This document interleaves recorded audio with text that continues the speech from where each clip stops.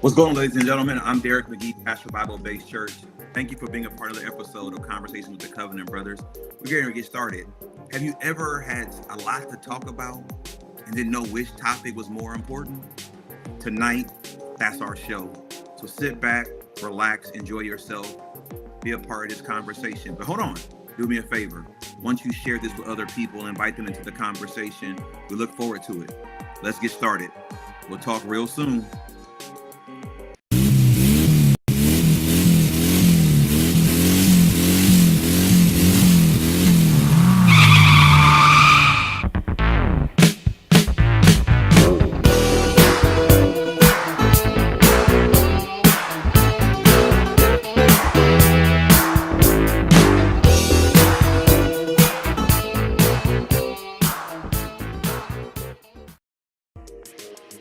Going again, I am Derek McGee, pastor of Bible-Based Church in Tallahassee, Florida. Thank you for being a part of the episode of Conversation with the Covenant Brothers. What a blessing it is to have you be a part of this. This is episode 2 of season 4. Man, episode 2 of season 4. And I'm excited about another opportunity to be able to bring you into covenant conversation with me and my 4 covenant brothers. I'm very grateful for that. So, hey, let's get started if we can. Let's bring them in one by one. First of all, let's bring in Dr. Bernard E. Hudson of the Arnett Chapel AME Church in Quincy, Florida. What's going on, B? Not much, man. Glad to be here. Sorry I missed those last couple. Glad to be here tonight to have a conversation with you all. Yes, sir, brother. Welcome back, man. You've always a part of this. We appreciate you, bro. Next, we're going to bring in Pastor Roosevelt N. Rogers III of the Old Jerusalem Missionary Baptist Church in Havana, Florida. What's going on, Ro? Everything good, man. Excited about this conversation, man. I think it's going to be real interesting tonight. Yes, sir. Yes, sir. I wore my special shirt. What's up, big bro Ash, man? What's happening, man? Ash the second of the Net Church in Quincy, Florida. What's going on, big bro? Hey, I forgot my dashiki. Can I go put mine on? Man, I'm challenging my Freddie Haynes, man. He already started. He already started. And then last but not least, we're going to bring in Pastor Julius R. Harris of the New Jerusalem Missionary Baptist Church in Havana, Florida. What's going on with you, Jay? Brother Red, what's happening, man? Glad to be on tonight, man. B, welcome sir, back, bro. brother. Yes, sir. Yes, sir. Ladies and gentlemen, we are the Covenant Brothers. This is our conversation. Welcome in. In the pre-show, I kind of mentioned having topics that you want to talk about. So tonight, we're going to actually cover 2 topics in one conversation. That's right, 2 topics, 1 conversation. So I'm going to ask you, if you will share, if you will like, and if you will share, encourage other people to be a part of the conversation. The chat is live tonight. And so we're going to ask that you will be a part of what we are having a conversation about. So we're going to have, again, 2 topics, 1 conversation. We're going to do that. Let's first, before we talk about the topic, let's kind of jump in. A couple of things have been happening since the last time we convened, right? So Roosevelt has some very exciting news that has happened since the last time we met regarding his son. Why don't you let it be known, bro? You on mute, man. How you going to hear you? You on mute. This cat. I'm trying to behave, man. Man, that moment I gave you, bro. That was a great run it back, man. Run it back. Listen, man, Roosevelt Rogers got some amazing news about his son. Y'all need to listen. Lean in. What is it, Roosevelt? Lean in, man. He will be playing football at Florida State University. So I got to go get that gun and go, Ash, I'm joining the team, bro. Listen, when people say God has a sense of humor, yes, it has been proven in this regard. I cannot wait to see Roosevelt cheering on the nose. But when I tell you, and I see that picture of him in a nose jersey on, I'm talking about it's going to be plastered. Well, I'm getting a gold truck with a big flag on the back.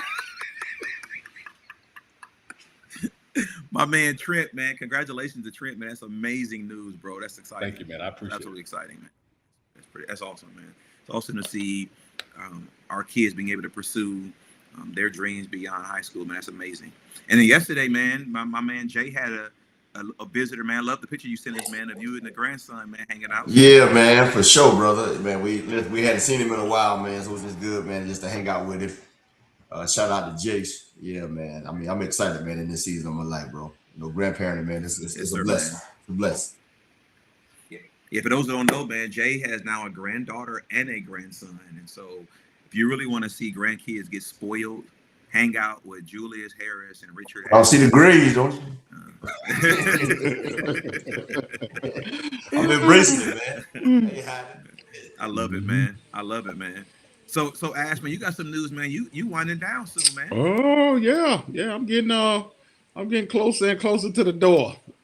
I guess. How many more years you got, man? Well, I don't re up for like 3, so they let you extend it on drop out. So I did the extra 3 years, which would be a total of 8 in the drop. Lord said the same. Okay. So in a new position now. So things are kind of like really regenerated my spirit and things like that. So it's been good. It's been a blessing. So I'm looking forward to it. It's awesome, man. Ash and drop. You got a new son-in-law. Things are going well, man. I'm excited for everybody, man. My man B back. B's back after 2 shows. Welcome back. Man, I'm glad to be back. I've had to go and watch after y'all have done them. I was like, man, I wish I could have been a part of that conversation. So yeah, I missed out, but I'm glad to be back tonight. Yeah, I love it, man. Welcome back, everybody. So listen, again, we have 2 topics, 1 show. Let's jump on the first topic, man. That first topic is, how do you plan to lead in 2026? Right. So we're in a new year. We're in the 2nd month of the new year. We're ending the 2nd month of the new year, man. And so we have almost 60 days in. We can kind of just speak about how we've been leading thus far, what our plans are for 2026. I'm not really a vision board guy. No disrespect to anybody who does do vision board, man. But I do believe that leadership sets the pace and sets the tone. And so I would love to hear from you guys as to just how you're leading, how you plan on leading, if it's different from how you've been leading. God is doing some amazing things in each one of our churches. And so I'm very grateful in that regard, man. But let's kind of jump in on that one, man. So B, since you're back amongst us, let's go with you first, B. How do you plan on leading this year, man? And how are you leading even now? Yeah, so I'll tell you, it's a little bit different because of the way things are set up for us, and we go into what we call our annual conferences and coming out of annual conference. So really, by the time I get to January, our year has started. So our year starts for us because we have an annual conference in August. It starts really kind of in September. So you have to kind of start planning before that. So the theme that I came up with coming out of August into September was a season of rebuilding. And so I started thinking about how do we go from here? Because this is, for me, 2025 was year number 10 at Arnett Chapel. And so it was a time for me to kind of take a step back and really look, where have I become complacent? Where has the ministry become complacent? And how do we move forward from that? And so kind of with that mindset, when we came into 2026, with this season of rebuilding, if you understand, if you got to rebuild something, sometimes you got to tear some stuff off. And so in looking at how we had been going up to that point, so let me take a step back, and I guess I should say it this way. We're AME. I'm AME, my wife's AME. But if you've ever been a part of the service or how we preach, we're AME, but we got a different kind of flair to it. And so yes, sir. I will call it AME and neo-Pentecostal. I will even go that far. And so that's how we lead. So our services are really kind of different. It's not the typical AME service that you would come into. We have some parts that are traditional, but we lead in a different kind of way. And that way that we lead is really being driven by the Holy Spirit. In 25, right before we came into 26, we even did this service called the Encounter. And this was where my wife actually led in this, and there was some laying on of hands, and there was it was a different kind of experience. And so what I'm getting at is we're being really led. We've always been, but really led by the Holy Spirit and that kind of drive and that kind of push. And so thinking about rebuilding and coming into 2026, God has given me this focus. It's like, because if we're going to rebuild, you got to have a good foundation, because it doesn't matter how good the house looks. If you put it on a bad foundation, yes, sir, the house comes crumbling down every time. So what we're going into this year, we've broken it down into quarters. In the first quarter of the year, which we're coming out of now, getting ready to come out of, we focused on faith, and it was about spiritual growth and how we're going to help people to grow spiritually. So everything that we did was centered around the Bible studies, the sermons was centered around faith, focusing on faith. And then in the second quarter, we're going to go into finances, and we're going to talk about that. How do we become good stewards of what God has given us to be able to do something, with? And then we're going to go into the flesh. So we're going faith, more finances, then we're going to go into the flesh, because we need to talk about how to deal with this. How do we crucify? How do we handle it? How do we keep us from falling and dwelling in sin? And then finally, we're going to go into focus or into our minds, and we're going to focus on the mental in the last part of this year. And so we're really being driven by that, following the lead of the Holy Spirit, and we're starting to see some things in church. And I think I need to mention that because I think I made a lot of assumptions, and sometimes we make a lot of assumptions about where people are, what people know, and we're going back to the basics and trying to build up from there. We've done Bible studies on apologetics, and now we're going on this thing about faith, and we're really drilling down and trying to talk about faith and help to get people to a point where they understand what they believe and know why they believe it. So that's kind of what we're doing. So B, let me ask you, man, before we go to the next brother, you broke it down in 4 different F's in 4 different quarters. Have you always done it by quarters? No, I haven't. This will be, so I've done theme before, but it's been kind of, I'll start a theme and I'll do it as long as God tells me to stay in that area. Then I go to something else. But he kind of led me to something different this time. And I felt like I needed to have something to I wanted to cover all of those. So I didn't want to stay in one place too long. So I decided to break it down by quarters. I love that, man. That's awesome, Believe it or not, somebody even asked about, can we talk about tithing and finances and stuff like that? So I was blown away. So I was like, definitely. And that's why I became quarter focus. Yeah. Listen, brother, ain't nothing like a member asking about tithing. Come on now. Hey, man, I love that. What's up with you, Ro, man? How you going to lead this year, man? How are you leading? How you plan on leading for 2026? So for 2026, man, I think we talked about a little bit at the beginning of the year. Our word for the year is transformation.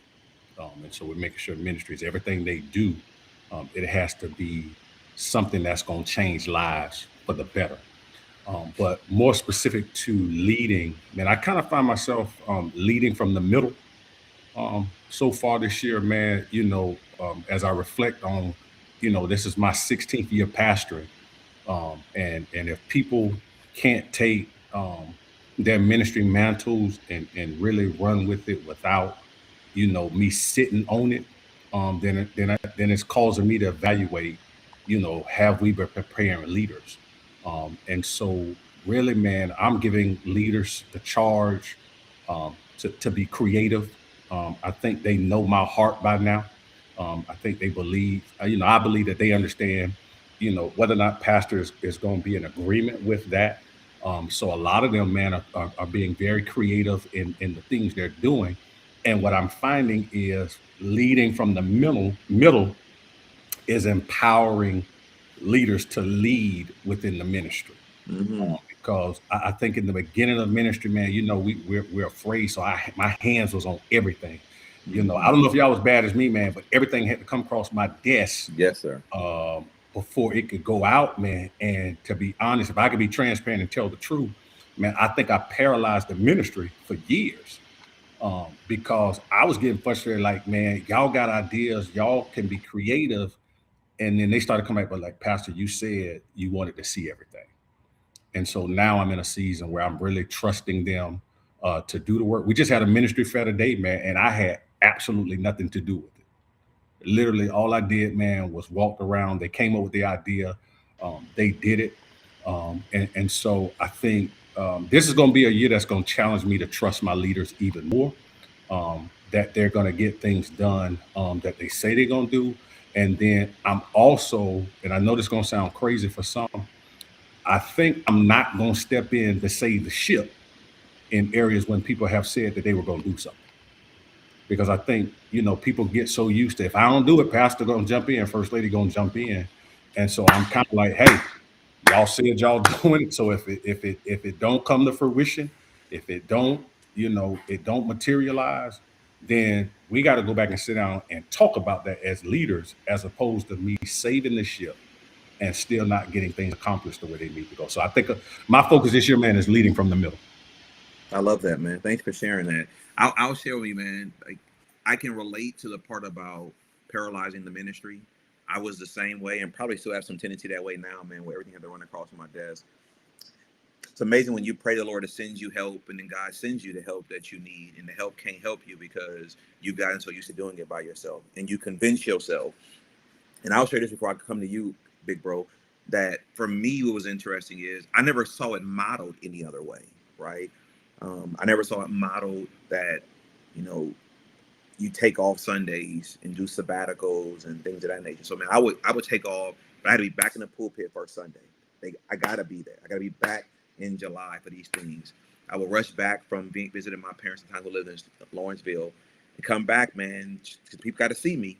When to get back, man, them folks on vacation, bro. You done pulled your family back from out of town and they upset with you. You walk into a third of your membership there because they're spending time on vacation. And, you know, it was just some good counsel, man, that really kind of said, listen, for one, this is the Lord's church. But number two, if you have invested in and you have laid out the vision very plainly to your leaders, you now got to just trust God that they can step up. And so you mentioned about not saving the ship, man. It's really, listen, man, you would train people to give half of their effort. They know you're going to come give the other half. So I appreciate you sharing that because I definitely can relate to that. Big bro, it's on you, man. You still there with us? There you go. Ash, how you gonna lead, man, in 2026, bro? Man, I've been definitely focused this year on being led by Christ, by the Spirit. I like what B said, man. It makes a whole lot of sense, man, to be led by the Spirit. You know, a lot of times, you know, we try to figure it out ourselves, and okay, I'm gonna do this, I'm gonna do that, but then I'm reminded of the Bible saying we don't even know what we ought to pray for. So a lot of times, what we think may be the best, you know, thing for us and what they need is not what God wants for us. So my main thing, man, is definitely this year. I've been preaching almost every one of my sermons I done preached this year.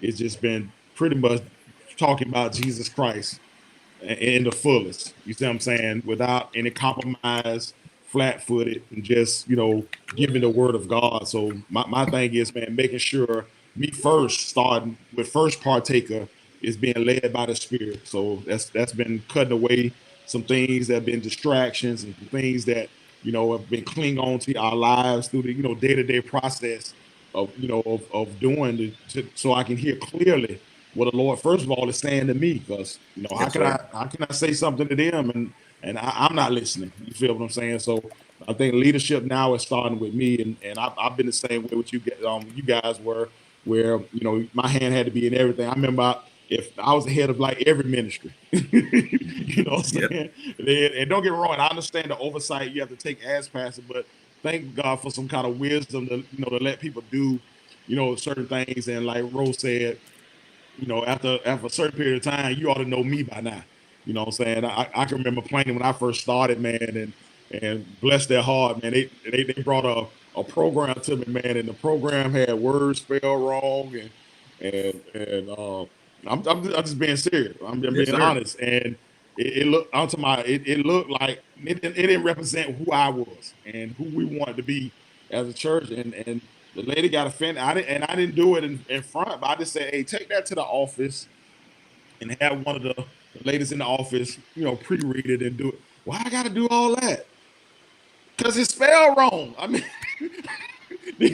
I'm trying to be nice, but no, I would not. I refuse to put this out here like that. You know what I'm saying? But now with people knowing who you are and knowing your heart and everything else, you know what I'm saying, you can sit back and like my bro Rose said, and let the people do it, as well as, you know what I'm saying, understanding that you got to run with this now. It's yours now. The baton been passed to you. You got to run your race now, and I don't care how much I may be last leg. If the baton don't never get to me, it's not gonna work. I can't do nothing about it. But you know what I'm saying. But I think empowering people to trust, you know what I'm saying, the leadership, and trusting the Spirit in them to do what they need to do is very important. So this year, man, I'm really focused on leading by the Spirit, man, and being able to do that. So that's where I'm at. I love that, man. Why don't you come on in, Jay, man? How you leading this year, bro? Yeah, man, that's good stuff, man. For me, man, so I kind of broke it down in a few different ways. I want to first lead from a prayerful place. I want to be more sensitive to the Holy Spirit, man. I think each of you have communicated that. There's a quote that I have up in my office now by E.K. Bailey. He says this. He says that preachers speak for God, and you cannot speak for somebody you have not spoken to, which really talks about our prayer life. And so, man, I want to just be more prayerful, bro, and really be more sensitive to the Spirit of God and just how I lead. I don't want to just kind of, be shooting from the hip, but I want to really be strategic and spirit led. And the second thing I wrote, I want to lead actually from a peaceful place. After 20 years of pastoring, man, I've learned, bro, that leadership doesn't always have to be chaotic. So, man, I'm just trying to be peaceful, bro. I ain't trying to fight nobody. I ain't trying to make nobody do nothing they don't want to do. If you don't want to do it, I get somebody else to do it. You know what I'm saying? I ain't chasing nobody that done left. None of that. I'm in a season where I'm really coasting. Maybe it's the grandparent. So I'm like trying to. I think I heard Romeo Williams said this. He said my goal in ministry is to finish well and be well when I finish. And so I don't want to finish pastoring or whatever. Yes, or go into a different season and have like a lot of bitterness and not be whole as a person, as a pastor myself, and give. We wrote talked about this, I think, in one of our shows, but we give the best years of our lives to the ministry and to the people, and our family is kind of left with this version of us that they don't like and we don't like either. So, man, my idea, man, is really just to make sure that I'm peace, that I'm whole as a man. And that I don't lose myself, man, in passion. And then the third thing, I want to lead from a pure place. So I think I want to make sure, man, that my motives are pure. And whatever I'm doing this year, man, I mean, I think all of us been there where we led from an impure place. When I say impure, I'm not necessarily suggesting dirty, but just doing stuff with wrong motives. Doing stuff, you know what I'm saying, to get back at Negroes, doing stuff to say like, hey, you know what I'm saying? Every now and then so that's impure, bro. You know what I'm saying? So, but I want to do stuff, man. Yes, sir. Yeah, man. From a pure place, man. And so now I ask myself, why are we doing this? You know what I'm saying? How does this connect with what God is speaking at the moment? Yes, sir. And how can God get the glory out of it? Not necessarily, for me. And then a couple other things I'll say too. I also want to lead by pacing myself. By pacing myself, man. I don't want to really, spread myself too thin. I don't want to, be running and trying to do so much. But I want to really just take my time and just really pace myself, man.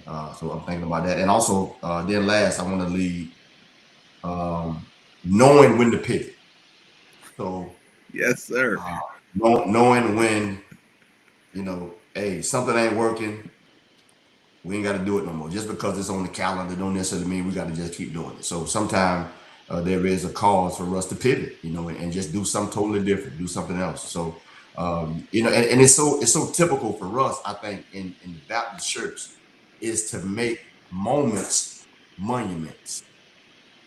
There are some things that should just be moments, and we make them monuments, and so we feel like we got to do it all the time. So we do it exact, so just struggling with that, man. Just trying to navigate those. Yeah, go ahead. I want to chime in on that a little bit because I like that one about pacing yourself. And that's one of the things that I found myself doing probably in the last 3 to 4 months, because there was a time I felt like anything and everything that someone asked me to do, I felt like I had to try my best to do it. And in these last 3 to 4 months, what you'll realize is when it's like an electrical outlet that's got too many. You know how we want to put a thing on that electrical outlet that has more outlets, and then plug in a surge protector to it that's got more outlets. And by the time you finish plugging all that in, you've overloaded the outlet. And I've had to come to the point Yes, of sir. Yes, sir. saying no. And sometimes the no wasn't I got something else to do. It's just I don't No. feel like doing that. No. And that's I mean we laugh about that, but that was hard for me because I felt like if I could do it, I should do it. And so pacing yourself, and that's a good one. I've had to try to learn that too. And so doing that in leading, I mean, we even do that now where Lisa and I, when we're accepting engagements to go preach somewhere, we're thinking about how many times does that take us out? How many times does that take the people out? And even if we don't have something on a Sunday, I had to turn something down because Lisa was going somewhere the Sunday before, and I didn't want to have to run our people 2 Sundays in a row. So I had to say, no, we're not going to be able to do that. We got a busy month. But that pacing yourself, I've had to learn to do that too. Brothers, I appreciate Man, y'all, let me jump in there right I'm quick. gonna say this real quick. I jump talked about that, but real quick. So just maybe a couple weeks ago, man, I said no to something, and man, it just felt good. You know, and it just it just felt good, man. I just said no to something, and I like Bernard just said, I didn't have anything else to do, but I just didn't want to do it. I wanted to come home. When I came home, man, I didn't feel bad. I said no and felt good. So man, that's the struggle for us, bro. Yeah, man. I just did that yesterday. Somebody had, so they were praying for a house, and I put some prayer emojis on the house to pray for them. And it was like, yeah, and I'm probably gonna need somebody to drive a U-Haul. I said, I'm not the person for you. No, I don't know. No, I don't do no more. No, I'm not doing it at all. I'm telling you, not one bit. No, ain't gonna happen. No, sir. I remember back when you had a truck or you do this or everybody invite you. No, quit. Hey, y'all got a cash app or something? I'll shoot you offering. I'm not. Nah, can't do it. But here's the thing, too, man. First of all, Jay, I appreciate the 5 P's, brother. Right? You're a Black Baptist preacher when, right? I appreciate you. But I'll tell you this on that pivot part, man. What I'm learning in this season, and you kind of said at the end, man, is I just wrote it down, man. Your invitation may not be your assignment, right? They invited you, doesn't mean you have to always say yes. And I always say this to people, man, that no is a complete sentence, right? Sometimes we'll say no, but it's for a different day. No, man, the answer is just no, right? You can say it graciously, but your invitation to you may be because they're used to inviting you. But it may be time for you or for me. I say, hey man, listen, I can't do it, but let me tell you, there's a young brother over here or sister over here I want to recommend to you, right? Like I got an invitation to preach next month at a church I haven't been to before. It's AME church, man. So I text B like, hey man, what do you know about this ministry? The young lady who invited me is best friends with one of my ministers, and so I was considering doing it anyway. But I just in this season, man, I want to be mindful of where I'm going. I don't do a lot of outside itinerant preaching, man, because the church keeps me busy, but I'm not opposed to it. But at the same point, man, I reached out to B, man, and B gave high regards, and and at least I was gonna do what God told me to do anyway, man. But his comment was important to me. But also, man, in this season, man, somebody along the way was a blessing to one of us and said, hey, listen, I can't come, but I want to send you a young man that I know that can actually handle this moment, man, which is a great segue into our second topic, right? So tonight we're talking about 2 topics in one conversation. And so that's really a great segue into the second topic that I want to be able to pull into this, man, and bring us into this conversation. The second topic is, let's talk about how Black preaching has impacted you, right? This is Black History Month, and I'm unapologetic when it comes to my love of the local church and the Black church, right? And there are people who have a hard time hearing us talk about the Black church, and it should only be one church. There is one church without spot or wrinkle. That's the universal church. But locally, there are a lot of local churches, and there are people have their preferences, right? And the Black church was not began by Black people. It came as a result of segregation. You got to know the history, right? Doesn't mean that people are not welcome to a church that's predominantly Black, but the fact of the matter is that there is a such thing as a Black church. The way in which we worship, the way in which we handle music, the way in which we preach, right, is different from our brothers and sisters who are more in the evangelical side of things. There's no, the Bible is the Bible, so we're not changing the Bible. The same point, we have a different style of preaching, but that impact, man, on Jay been pastoring. He said 20 years. I'll be 16 in August. Ro will be 16, I think, in September. I mean, been for you, Ash. I think I'm coming up on 25 now. 25. Yeah. How about you, B? How many times you've been pastoring? Pastoring will be 20. This will be 20. Starting in 25. This will be 21 for me. Okay, so 21 years of us pastoring, right? But that doesn't factor in the years we've been before we became pastors, right? But there were impacts made to us, man. Whether it's the style, whether it's the cadence, whether it's the etiquette in the pulpit, whether it's how you open, how you close, like all of those things, man. There are preaching heroes that aren't dead, right? And so I want to have that conversation, man, as we can kind of give honor and respect to pastors. And listen, all of them aren't local. There are some local pastors and people that have never heard of before that have been major investors into our ministries. And there's also some people that we've interacted with on a grander scale, right? There's an old saying that say, never meet your heroes, right? Because usually when you meet them, they disappoint you. And there's some people I met, man, where they just were cool individuals and were willing to share the ball. I want to give honor, if I pass it on you guys, to Bishop Joseph Henderson. Yesterday would have been his birthday. He went home to be with the Lord, man. But that brother, I will always honor his name and say his name, because when the Lord gave me a vision of Plant Bible-Based Church, he was the first person to step up on a consistent basis, giving time, giving resources, giving encouragement. He would just check in, man. And so I don't know if I would be the pastor that I am, leading the church the way I'm leading it, were it not for his investments and the impact of that. But let's have a conversation, man, about Black preaching, man, and how it has impacted you. Let's go to Hey Banner's own Dr. Frederick Haynes, that are Roosevelt Rogers. Let's give you a chance to go first, bro. All right, man. So one of my pastors that none of y'all have ever heard this name, and people in this area will not know who she is, but she's gone home to be with the Lord. But it was one of my childhood pastors, Elder Louise Watson, of the True Holiness Church of Jacksonville. It was a Pentecostal church raised in, man, and it taught me to fear the Lord. And I think, man, we're living in a time, man, where people don't fear God. And so that fear that she instilled in me doesn't mean that I was perfect, but it taught me to fear God. Outside of Ella Louise Watson, I think everybody on here knows O'Hara C. Black. He was the pastor that trained Jay and I, and his thing was, what I take from him, man, it don't matter how many people in the room. You give it everything you got. Me and Jay both can talk about, man, we were teaching Bible study, man, and we had one teenager, one kid. And we gonna go sit in the church because ain't nobody here. And he sent us right back and said, that's one more than you'll ever deserve. So that has helped me. Overseer A. Russell Hughes, man, he taught me, man, on how to keep Jesus the center.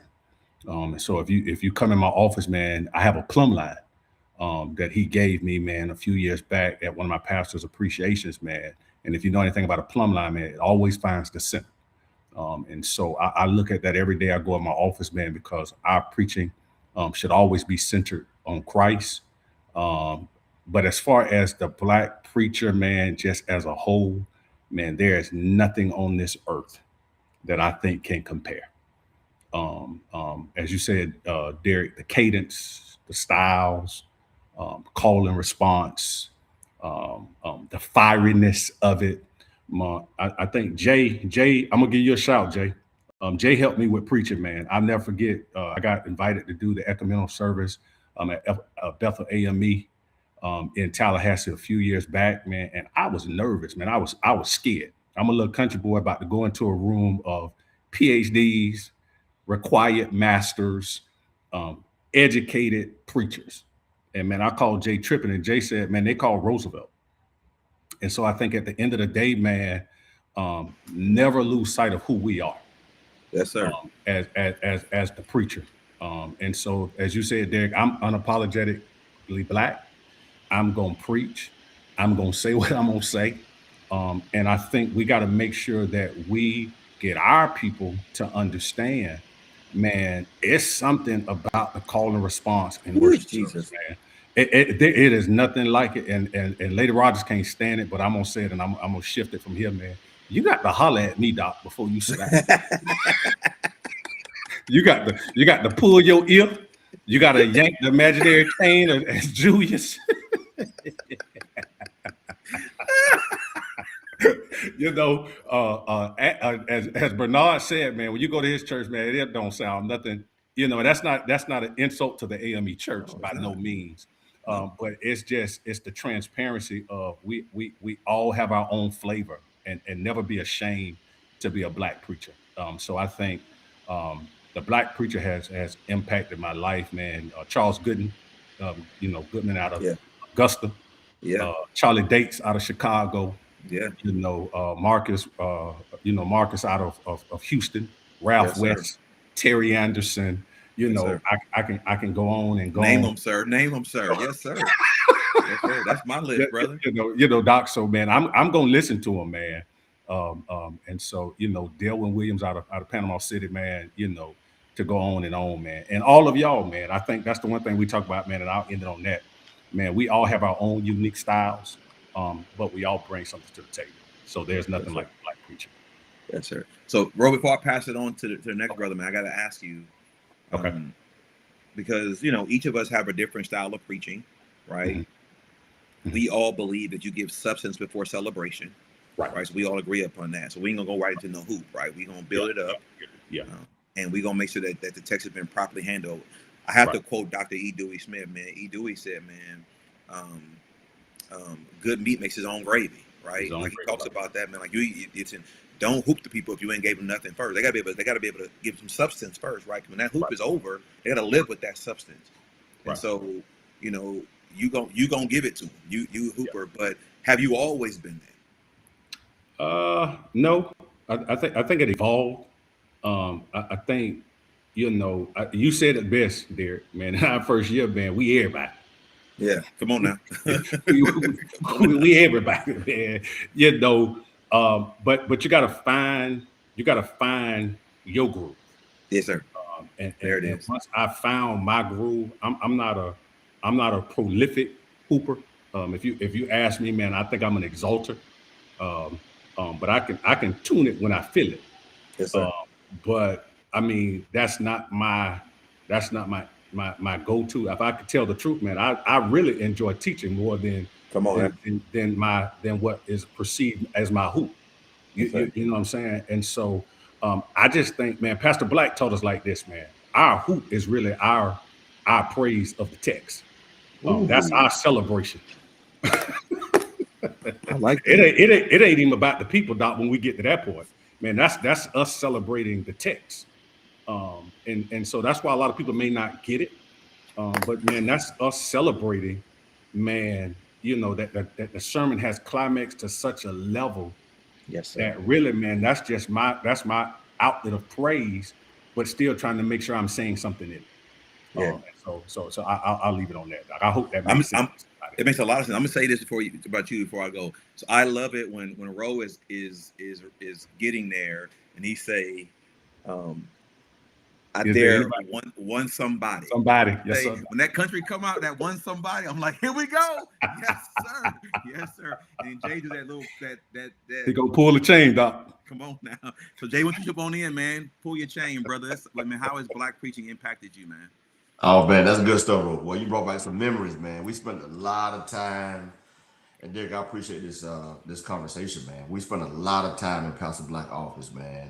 Just sitting down, old school, sitting down in front of the pastor in the pastor's office with a notebook, taking notes. And so, man, I want to start that back. Even when I was talking to some of our preachers out the church today, I want to get that back, and I kind of stopped that. But I feel like I'm at a place in my life now at the moment where I got a lot to give. I do. Definitely when it comes to areas like this, man. So I think you just never know. We don't know how long we got, man. So I think, we do have to pour. But to the question, man, it changed my life, bro. That's just a short answer. It changed my life. I think God used black preaching to really draw me to Him. I don't think I would be, who I am today without black preaching. It's responsible for, I would say, my development and my maturity as a man. And that's so important too. And I think when preachers stand to preach, you have to make sure that you are preaching for transformation. Yes, that sir. you're preaching, man, because I think oh man, somebody asked me, I think it was Claude. Claude preached for me for my anniversary one year. He asked me, like, what's the height of your ministry? And to me, man, it wasn't the membership, it wasn't, it was transform lives. I mean, so that's the one thing, man, that's gonna really give you a sense of purpose, to see people's lives be changed. Yes, I also think that black preaching helped me, man, discover how much I needed God, man. I mean, it helped me to realize that I was a sinner. Frank Thomas said this. He said that people need to be encouraged, but people also need to be challenged, and the preacher must do that. And so I think we have to go back, man, and look back over the month to see, like, what we've been talking about for the last month. Have I really challenged people to really change, to live different, to live better? So that's important. I think about my preaching heroes. Rose just talking about that, man. My pastors, man, spiritual father, Pastor Black. So I went to church growing up, here and there, but the first time I really locked in and really heard preaching was when I was 16, man. I heard Pastor John Wood, man, at Revival, man. He's preaching Revival at OJ. This is when, this was when I got saved. But you go to church, but man, there comes a day where you really hear the preacher. Man, I heard that guy. You know what I'm saying? Man, I heard him.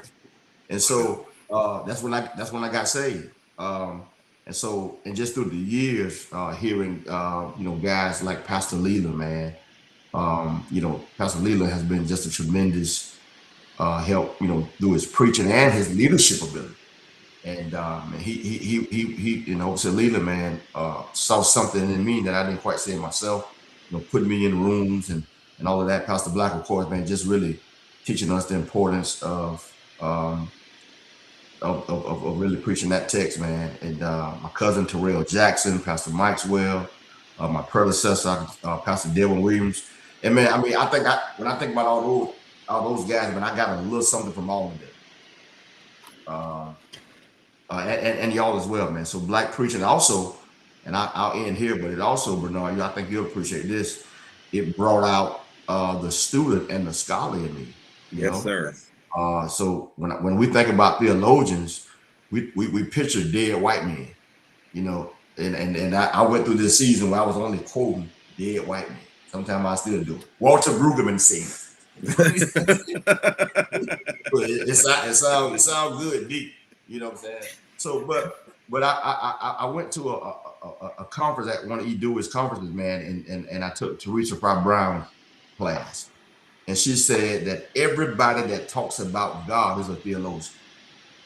Man, that blew my mind, man. We all are theologians, bro. Anybody that talks about God is a theologian. So my theology, what I believe about God, has affected my life tremendously. I mean, because what you believe affects how you behave. And here's my goal too, bro. Because there are some guys that I listen to. One of my favorite preachers, man, Pastor Philip Horner, Frank Harris, man, these guys, man, Reginald Sharp, these guys, man, Marcus Cosby, when they preach, you can tell they believe what they're saying. Come on, sir. There it is. You know what I'm saying? And so, man, that I think that has to be the height of our preaching ministry, man. That do you really believe what you preach?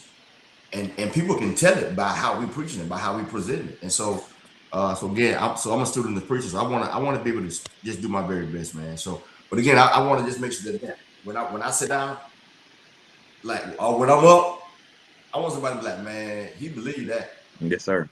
Yes, Yeah, he sir. believed it. But man, it's impacted my life, man, tremendously, man. So I'm forever, man, grateful, man, just for black preachers and black preachers. So Jay, before I pass it on, man, to B, I want to ask you. I remember coming to see you preach at OJ. I remember you got the call from Pastor Maxwell. I remember your first sermon at New Jay um, as a new pastor, right? I remember being several anniversaries, man. But when did you, in your 20 years of pastoring, when did you finally feel like you settled in to where this is who I am as a preacher and as a pastor? I'm now comfortable with who I am as Pastor Julius Harris. Wow, bro, that's a great question. Man, probably recently, and I'm still settling in. Hold on, before you keep going, I want you to answer that. I hope you say that. Hope that's gonna be your answer, man, because there are people that I believe enter into their pastorate, and they're trying to get to the end zone fast, right? I remember you talking to me about that, man. How you took over New Jay, how you quickly realized that these are my members, right? I gotta love these people. They just lost their, like, all the things, the phases you had to go through. And you've been there almost 20 years, right? 20 years. And you're saying this is a marathon. That's why keep your answer though. Yeah, absolutely. You got it, man. It is. And I think I don't know if you ever arrive. I don't know if you ever get to the place where, hey, I got it now. You know, I'm still nervous. I'm still trying to figure stuff out. I'm more comfortable in who I am. I'm not trying to be nobody. Like when we first started. You know what I'm saying? So I'm comfortable with me. And we talked about that. Man, listen, I don't care what y'all say. Man, I'm gonna holler before I die. I'm gonna hoop and holler for it. I don't do it really, but matter of fact, if somebody watching this and you play and you can play the Hammond organ, you need somewhere to play. Cause when I get somebody back on that organ, boy, y'all look out. I'm telling you. I'm closing now. Pastor Black told me he told me what the last time I preached for him, man. He said, man, you gotta holler, man. Because man, he said the way you preach, it mandates it. You know, you got, and they call it top it out. So when you get to the point where ain't nothing else to say but yeah, bro. Hey, when you get to the point where ain't nothing else to say but a holler, that's what gonna happen, man. But no, man, I'm kidding, man. But no, there's an old quote that talks about hooping. That everybody said that you would hoop if you could. Yeah, listen, and I can attest to that. You would hoop if you could, brother. Listen to me. But it's not. Go ahead. No, go ahead. No, but for the most part, man, I think that it's just a part of the experience. You know what I'm saying? It's a part of the experience. But I think that for the most part, it's something that I think we try to deal with. But the people are good, man. Some people call it. My wife, Lord, she's gonna kill me, but she's like, you know, here y'all go with the antics. That's what she said. She called it antics. You know what I'm saying? So I think you just gotta know, man, and just be, again, we talk about being spirit led, you know, because all the time it don't call for that. Now I want to say this: if we talking about black preachers, there are some times where I see preachers trying to do something they're not called to do, or like the little boy said in the TikTok video, y'all be doing too much. When I see that, man, come on, man, it's just like, you know. So it's like you can't do that, you know. I mean, let less is more. So you see people doing way too much, and then that's when things kind of turn into like a show. So I don't know, we wouldn't down to talk about that, but you know, that I think that's when preaching becomes the issue. Correct.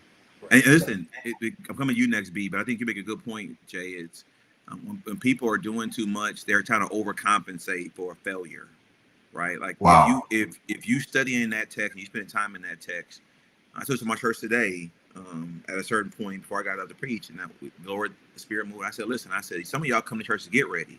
I came already ready, right? Like I don't wait till I get to church to try to show God glory. Like if you catch me in my car ride, you may think I'm crazy, right? Like it's right. Your memory ought to provoke something out of you, man. And so I think that's so critically important. But sometimes people watch and they'll send you the clip only of the closing of a sermon. They never send you the actual sermon itself, right? Because everybody wants that luster of that. And I think the danger, man, is when you think that that's all it is, right? Right. I heard Wow. a preacher say this, like you have to know when you preach certain texts, a certain text shouldn't end in a hoop, right? Like if you preaching a certain book of the Bible and you're talking about death or damnation or whatever it may be, like you got to know what's going on in and around that text and know, man, that may not be you don't need to be hooping on that. Like you may, but if all you want to do is hoop, right? You got to be careful, man, because and there's some settings where they'll have you think you the best preacher out there. They're gonna amen on everything. Some other settings, they're like, okay, what else she saying, right? And so we talk about Rhodes mentioned about going to Bethel at that time, right? Like you're in a room full of educated, right? So you got to say something. Right, they're not gonna be afraid of the hoop at the end. You got to say something to lead up to it, right? You can't give your text and the topic and go right into a hoop. I didn't seen that, right? You get a text and the topic, and your first word is and bro, like you ain't said nothing. My wife was sleeping, and she gets so frustrated. She was like, "Turn the TV off." But you're right. Hey, listen, bro. Man, listen, about, man. Hey, listen, real quick. Yeah, I say this, then I drop. I'll stop. And then I think also, man, we got to challenge ourselves to close in different ways, bro. Yes, sir. You can be erudite. I mean, you can close with a story. You can close with a real life testimony. I mean, there's so many ways, man, that you can really, get that point across. And so, but I think we don't really spend the time to really and put that work in to really close and stretch ourselves to close different ways. So, I mean, there's so many ways you can do it, man. I love that. B, why don't you jump in, bro? Man, this my area right here. I absolutely love, and it is this. I absolutely love the art of preaching. Yes, God gives inspiration, but preaching is an art. I want to share this with you because I had this in my introduction to my sermon last week, and I want you to listen to this. It says earlier this year, Reformed Baptist podcaster sparked significant backlash, proclaiming that 90 to 95% of the Black church in America is heretical. That black Christians should leave Black churches for white churches. He argued that in order for Black Christians to have proper theology of salvation, sanctification, and clarity in the Christian faith, they should sit under white leadership.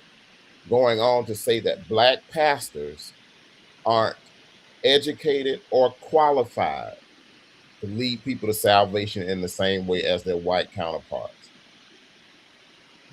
I countered it with this. In James Cone's book, A Black Theology of Liberation, he argues that Black preachers stand in a prophetic tradition shaped by suffering, resistance, and hope. He emphasizes that the Black pastor is not merely a spiritual leader, but a community shepherd and a prophetic voice who helps people to interpret their struggle through the lens of the gospel. I'm a student. I'm a student of preaching. I absolutely love preaching. And I hate to say this, but when you start preaching, I'm like a student and I'm dissecting everything you're saying. I want you to say something to me. I want to shout. I want to say, but you got to say something to me first. And for me, preaching is like a painting of a picture. When you start and you putting some paint on that canvas, I'm already thinking in my mind, where are they going with this? I'm looking for you to shape it. I'm looking for you to create it. That was what my D-Man was in. It's in homiletics and preaching because I absolutely love the art of preaching. I put it to you like this. You got different doctors. You got cardiologists, you got podiatrists, you got optometrists, all those. They specialize in something. What I believe is that we specialize in the soul. And so how am I going to get people to follow this Christ that I proclaim? I got to have some bait. If I don't have my preaching, my way that I stand and proclaim the gospel in my authentic me now, not somebody else, in my authentic me, I ain't going to tune, but I'm going to holler at you. Come on now. I'm going to tell you something before I holler at you. but I believe we got to get people to that point of a climactic place. Today, I told people, take off your mask, because it was one of those serious topics that we have to talk about. So black preaching is very important, and I understand this, that I ain't everybody's flavor. We have to Yes, know sir. that too. That Yes, every sir. kind of preaching, and this has nothing to do with your ethnicity. It has to do with what the kind of bait I want to eat. And I'm flipping, I'm looking on Sunday mornings, I'm looking throughout the week, I'm trying to find people. I saw this guy posted something about the greatest female preachers. I pulled that up, I started watching that, I started listening. Some of them I liked, some of them I didn't. But I have to have that kind of flavor. And I realized that I might not be everybody's flavor. And so we have to understand that too when we're students of preaching, that there are going to be some things that draw us, there are going to be some things that doesn't draw us. And so it's that preaching that I think, like Julius said, it pricks your conscience and it starts to make you think. That's what I want people to do. I want people to leave thinking differently than when they came in. Because if they're thinking differently, that means they're going to do something different. Do something different. But if I stand up and I give my topic, I read my scripture, give my topic, and I'm already hollering at you, and I got a war cry going on. I got somebody on the organ, got somebody on the piano, and they got the war cry going on, and everybody dancing. Ain't heard nothing. Nothing, brother. Talk about we had church. No, we didn't. We had no church. We had no church. If the word didn't go, there wasn't no church. And so I believe that the word is what impacts us. I remember coming up, I watched, and I don't know if y'all know her, I watched Claudette Copeland. Y'all remember her? Sir. Yes, sir. And I loved it. I loved it. And here's the thing. It's not one style that I like, because I can't tell you I only watch preachers that do it this way. But it's something about them standing in the genuineness and the authenticity of who they are is what draws me to want to hear what they have to say. Jesus. And I can run the spectrum of it. And tell you, I listen to this one, listen to that one, listen to this one. And here's one thing, I don't ever go back and listen to myself preach. Never. I never go back and listen to the YouTube of myself preaching. I don't do it. I don't know why. But I love to hear good preaching. I try to be a student of good preaching. And I try to stand in that every time I get up. I see this as my opportunity to represent a God who's been good to me. Brother, I should have had you. What you gonna say, Ash? He done put the pressure on you. What you gonna say? Hey man, when B say I specialize in souls, We soulologists, brother. We soulologists. As some old folks said, I say something on the inside. Come on, bro. My boy start jumping. Come on, man. But just the piggyback on what everybody said, man. My dad, I'm a preacher's kid, so I'm a PK. So, my father was my greatest inspiration, and I'll put it this way, and it wasn't his preaching per se; it was his life. Yeah. You know what I'm saying? The life. It matched what he preached. Yes, you see what I'm saying? So being a PK, I've seen a lot of different people in a lot of different settings, and like you say, some of your heroes you don't want to meet. You see what I'm saying? Because it ain't adding up. You see what I'm saying? And one thing about him that he always taught me and taught us was, you know what I'm saying, follow me as I follow Christ. And so a lot what I've learned from him in black preaching is from a black father. You see what I'm saying? Show me the love, the honor, the respect that is due, amen, the text and the due for your life, where your life actually matches what you preach. And I think that's something important for us as brethren of the gospel and proclaimers of the gospel, that we're not different. You know what I'm saying? One thing people always tell me, man, you the same way. I see you there. I don't know nowhere else to be. And Come on, sir. And you know, so even my style of preaching, I'm not a hooper. You know what I'm saying? I'm not. I grew up with it. I seen it. I know it. Ain't nothing beat a Hammond organ. Nothing beats that. You know what I'm saying? You turn it on and it sound like gospel. You see what I'm saying? But Yes, you know what I'm saying? I don't care where it's played at. You know exactly what it is and what setting you at. But it was the life that you should live that matches that. Because we can't confuse people with what we saying one day and then we live in something else totally different outside of that. So, you know, growing up the messages, the things that were said in the pulpit were first of all said in our house, so it wasn't like nothing strange. You feel what I'm saying? And I'll say this, and the one person that really inspired me and showed me the importance of study and the importance of knowing the scriptures, because when you're first coming up, man, you kind of and this even before you start pastoring, and maybe some of us even when we first started pastoring, hey man, we ain't around that Old Testament too much, because first of all, there's gonna be about 4 or 5 names in there you don't even know how to pronounce. Hey, So true. And I read through that fast, ain't gonna get it. What's their name? That's what I'm saying. But I'll say this: around 8 o'clock or 8:30 on Sunday mornings on BT, this pastor used to come on, and Bishop G.E. Patterson. When I used to sit there and listen to him dissect the scriptures first and be able to teach the Old Testament, and then turn around and cahoot with the best. I'm talking about, and close it out spiritually. You see what I'm saying? A lot of times, to me, and this was just in me in my life, he was the best balance of that teacher as well as the preacher. You feel what I'm saying? And he could merge that thing in together that could bring the best of whatever degrees you may have, or someone, a guy or woman from off the street, and he could bring and show them Jesus Christ. And I think that's who I took a lot of inspiration off of. No, I can't preach like him, but at the same time, to stand flat-footed and be able to explain the word of God and make it relevant to whoever's in the audience. You know what I'm saying? And I thank God for the boldness that he gave me. It don't make a difference who visits my church or where I'm invited to preach. I thank God for if they like Rose said that Jay did for him. Hey man, they invited you. So if they invited you, be you, because you can't be nobody else. You know what I'm saying? I can't be like Derek and go in there and start trying to spot off all these words. I don't know what they are. You know what I'm saying? Because he put sugar on his grits. So I you know what I'm saying? And I do, brother. I do. I'm from the south side of Tallahassee, baby. I grew up in Barn. Hey man, you dare not take no sugar and put it on your grits. You see what I'm saying? So I gotta be who I am. You feel what I'm saying? And if I'm anything outside of that, I'm not doing the text what it's supposed to be. So jokers who put sugar on their grits, they know them kind of words.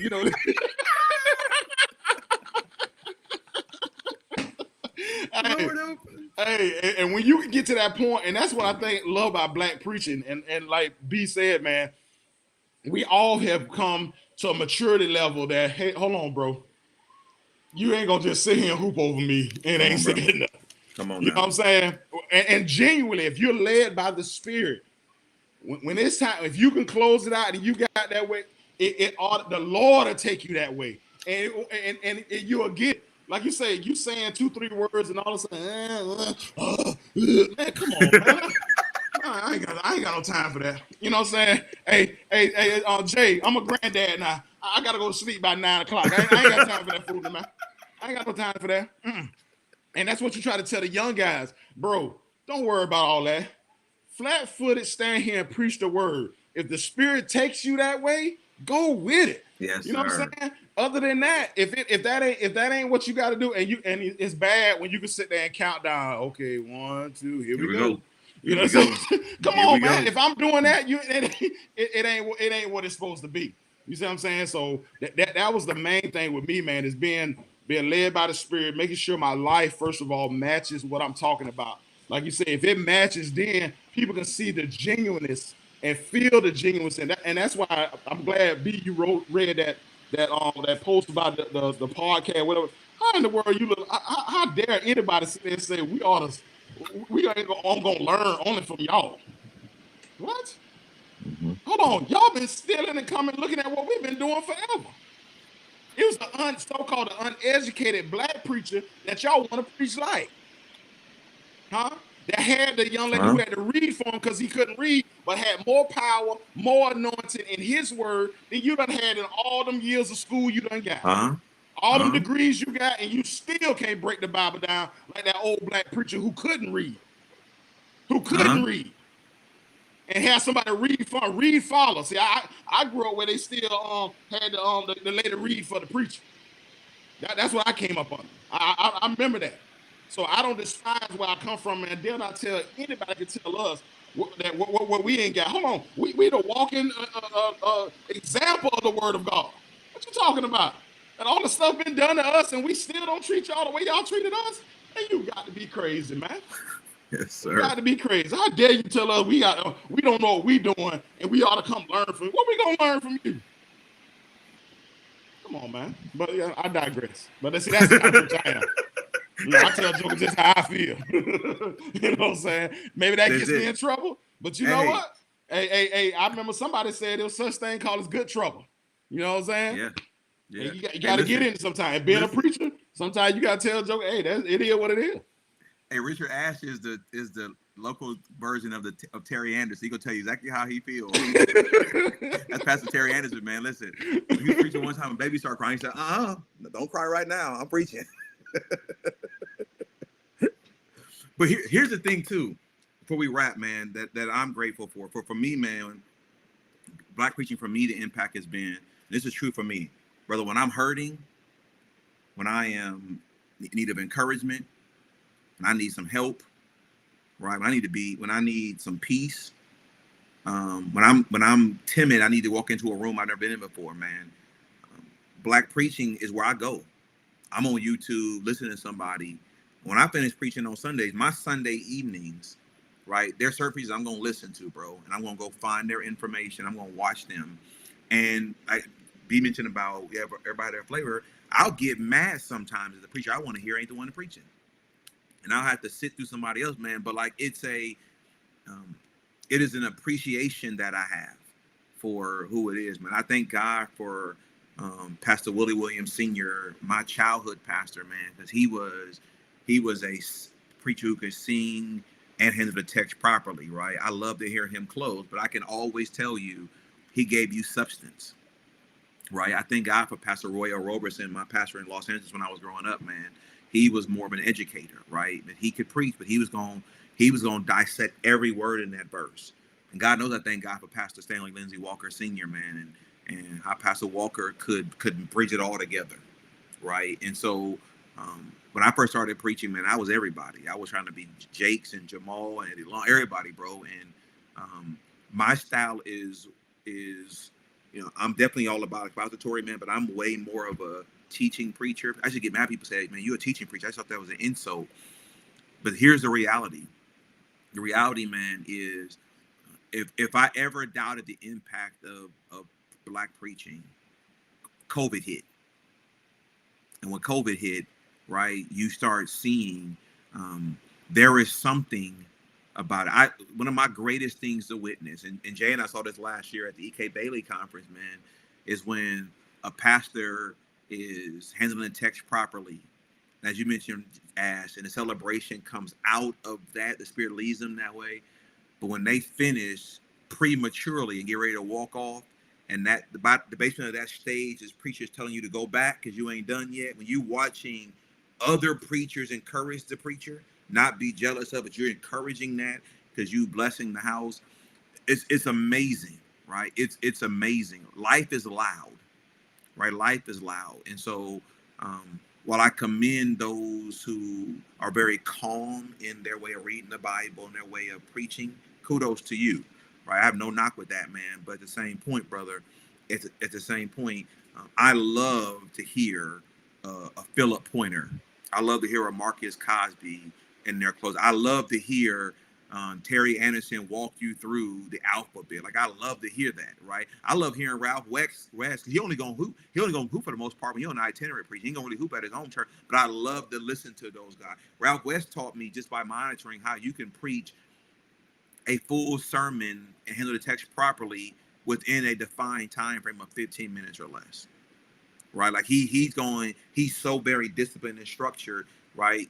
You know it. But the other thing I would say about Black preaching, man, is you're not the first one to do it, and you won't be the last one to do it, right? Like we're standing on the shoulders of others, man, and I am grateful because there are some locally, man. Like I'll give shout outs to people, man, like Apostle Joseph Davis, man, here in Tallahassee, who is just, who exudes the lifestyle that he's preaching, right? I mentioned you guys about Bishop Henderson, about Pastor Walker, man. There's so many other preachers that I respect them because they found their lane, right? And of course, you guys, man, like we are always encouraging each other, man. And you know, but I don't have to. I mean, I have my rotation of preachers at my church, right? Like I have 4 brothers right here. I can call at any given point, and listen, it's that thing. But I want to close this way, that never be ashamed of the history of Black preaching, the impact of Black preaching, and what Black preaching will do, right? And I think sometimes we shy away from what it looks like. The same way Jay told Oro, hey man, they invited you. When somebody not of your same persuasion comes to the church where you go, we don't have to monitor or alter the way we do worship. I'll close with this story. Governor Rick Scott was in office, and many know that I worked for him at a season in my career, and he kept saying, "I'm gonna come to your church." I said, "You always invited." That's always my phrase, people. You always invited. And one Sunday, I pull up and I saw a black SUV. I know what that meant, and security was coming to do their detail. And I knew the security detail really well. He said, they said, "Derek, the governor's coming." I said, "Okay." I didn't tell anybody. Went to my office like normal, did my time in there as normal. I came out, and I noticed that our normal exuberance of praise and worship was not what it normally is, right? And I realized what was going on. People were looking to see the governors on the front row, and so I grabbed the microphone in the middle of praise and worship and said, "Listen, ladies and gentlemen, Governor Rick Scott is here. Everybody see him? Okay, now can we worship Jesus?" And my point was, I understand he's the governor, but we're not going to give God a stale praise at any point at all. For me, man, I am not who I am. I am not who I am as a man, as a preacher, as a pastor, as a husband, as a father. None of that, man, without the impact that it has had on my life. And so as I'm getting older, right, like I have an appreciation more today for the hymns of the church than I ever had before, right? And so I would say to all those, man, who stand and proclaim, be faithful, right? But for those who are sitting up under good teaching, be appreciative. Be appreciative, right? I think that's so critically important. Be appreciative. Don't date your church, but be married to online churches. You know what I'm saying? Don't date your church and then be married to online churches, right? You come and go at your local church here or there, but you can tell everything that preacher online has said. You got to be locally planted. And I got to say this in my spirit. I know we passed our time. I want to say this to all of my brothers and sisters, man, who's in the music ministry. Whether you are a psalmstress, whether you are a musician, as much as I appreciate your craft and your gift, you got to be planted somewhere. You got to be planted somewhere. We got to stop this thing when we're jumping from church to church to church. No, man. Like, listen, I will always appreciate Stephen Hurd, man. Stephen Hurd is a member of First Baptist Church, Glen Arden. No matter where he went throughout the week, Anthony Brown, where they go throughout the week, on Sunday morning, going to be at church, at their church, serving in their local choir. And I think we got to get back to that point, man, where we understand that you are the better when you are locally planted. And so I want to make sure that brothers and sisters understand that, man, that there is something that it does when you are surrendered to a local church and you allow you and your family to grow in that place. God can do some amazing things, man. But we are who we are as a result of, right? We've never gotten together, the 5 of us, over any meal and not talk about preaching. Right? We'll talk about basketball. We're going to talk about preaching as well. And so I will always salute those who stand and proclaim. I'm going to give a shout out to Pastor O'Hara C. Black for this reason. Friday, that was my man, JP Moore. He opened up his location here in Tallahassee. He had a few of us on the program to come pray over his location. And Pastor Black was the last one to do a prayer. And Pastor Black prayed. And before we knew it, man, we was in complete worship. I'm talking about, like, he came down off the pulpit and had us in full worship. When it's in you, brother, it's in you is my point. When it's in you, it's in you. No matter what setting you in, when it's in you, it's in you. And so to my brothers on here and to others, man, be faithful. And don't be ashamed, man, to stand and proclaim. Listen, we have surpassed our time, and we are grateful for yours. Thank you for being a part of the episode of Conversation with the Covenant Brothers. I am ever grateful for the privilege, for the honor, and for the blessing to be able to spend this time with these, my brothers who are really my covenant brothers. That's not just the name of our show, man. We are real friends. and we hang out together, and we love each other. We cheer each other on. Our wives get along with each other, and so I'm grateful to be on this ride with these my brothers. And I'm grateful, man. This is Dr. Bernard E. Hudson of the Arnett Chapel AME Church in Quincy, Florida. Roosevelt N. Rogers III of the Old Jerusalem Missionary Baptist Church in Havana, Florida. That's Pastor Richard Ash II of the Net Church in Quincy, Florida. This is Pastor Julius Harris of the New Jerusalem Missionary Baptist Church in Havana, Florida. And I am Derek McGee, pastor of Bible Bay Church in Tallahassee. The five of us make up the Covenant Brothers. Another episode of the Covenant Brothers. Thank you to all those who've been a part of this conversation, a part of this episode. We bless you. Be encouraged, be uplifted, and remember, Jesus Christ is Lord. And on this truth, we stand, not compromising. We'll talk soon. Bless you all.